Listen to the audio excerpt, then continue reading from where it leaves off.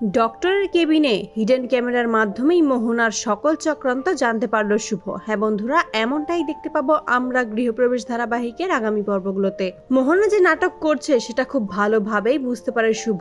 আকাশ যখন রায়বাড়িতে এসে হাজির হয় তখনই মোহনা নাটক শুরু করে আর বলে যে সে এখানে ভালোই আছে, অযত্ন কেউ করছে না, আর যাই হোক তারা তো তার ক্ষতি করতে চাইবে না। তখনই মোহনাকে আকাশ বলে যে আমি জানি তুই কিরকম, নিজে মুখ ফুটে কিছুই বলবি না, তবে আমি তোকে দেখতে আসবো, তোর যত্ন হচ্ছে কি হচ্ছে না সেটা আমার উপর ছেড়ে দে তুই। এই বলেই রায়বাড়ির সকলকে শাসিয়ে সেখান থেকে চলে যায় আকাশ চলে যাওয়ার পরেই মোহনা ভাবতে থাকে যে তোর ভয় তো এরা সবাই গুটিয়ে গেছে, তোর জন্যই আমি এই বাড়িতে রাজ করতে পারবো দাদা, তুই নিজেও জানিস না তুই আমার কত বড় উপকার করলি। অন্যদিকে শুভ বাড়িতে এসে সেই প্রেসক্রিপশনগুলো দেখতে থাকে আর মনে মনে ভাবে যে এবার সেই ডক্টরকে খুঁজে পেতে হবে আর সেই ডক্টরের সাথে দেখা করে তার সবটাই জানতে হবে। শুভ স্টেফিনিকে বলে যে ওর চলাফেরা দেখে আমার কেন যেন মনে হচ্ছে ও প্রেগনেন্ট নয়, তবে সত্যিটা কি সেটা আমাকে খুঁজে বের করতেই হবে। অন্যদিকে আদি শুভর কথা মনে করেই কাঁদতে থাকে। ঠিক তখনই ঠাম্মি এসে সান্ত্বনা দেয়। আদি তখন ঠাম্মিকে বোঝানোর চেষ্টা করে সে সেদিনের ব্যাপারে কিছুই মনে করতে পারছে না, সে নিজের ইচ্ছেতে কিছুই করেনি, কিন্তু শুভ তাকে ভুল বুঝলো, তাকে ছেড়ে চলে গেল।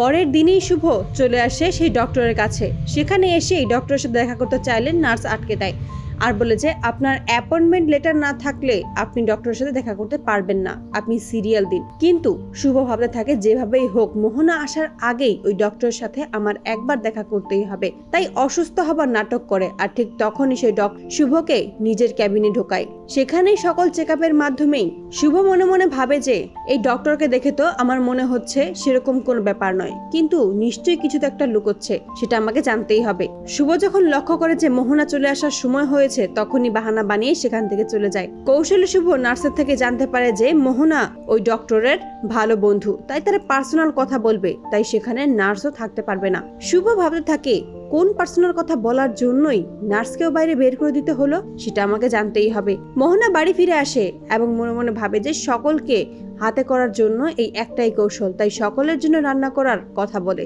আড়াল থেকেই সবটাই ঠাম্মি পর্যবেক্ষণ করতে থাকে আর বুঝতে পারে যে নিজের সন্তানের থেকে শুভর জায়গা নেওয়ার ইচ্ছাটাই দেখছি বেশি, তবে এবার ওকে উচিত শিক্ষা দিতে হবে।